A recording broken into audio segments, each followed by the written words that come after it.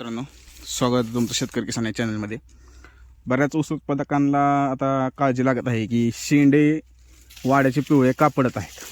म्हणजे अशा प्रकारे बऱ्याच जणांचे शेंडे पिवळे पडून वाळत आहेत. याच्या मागचं एकच कारण आहे की थंडीचं प्रमाण असलेलं आता जास्त, म्हणजे थंडी जास्त आहे. आणि थंडी जास्त असल्यामुळे काय होतं आहे, जे अपटेक करणाऱ्या मुळे आहेत, जे म्हणजे ऊसाच्या ज्या मुळे आहेत, खालच्या ज्या पांढऱ्या मुळे आहेत ना, त्यांची अपटेक करायची जी ताकद आहे ती कमी झालेली आहे. कारण सततने पडत असलेली जास्त थंडी, ह्या वर्षी जरा जास्त थंडी आहे, ते थंडीमुळे अपटेक करू शकत नाही.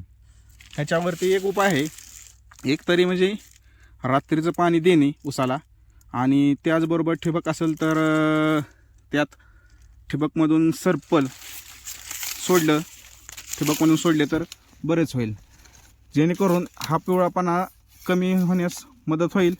आणि सरपळमुळे काय होतं, जी गरमाई असते ते मुळ्यांमध्ये वाढवते, म्हणजे जे अपटेक करायची ताकद आहे ते वाढवते. तुम्ही बघू शकता की मुळे कशा प्रकारे हे झालेले आहेत, आणि ह्या मुळ्याद्वारेच ते सरपर अपटेक करू शकतं.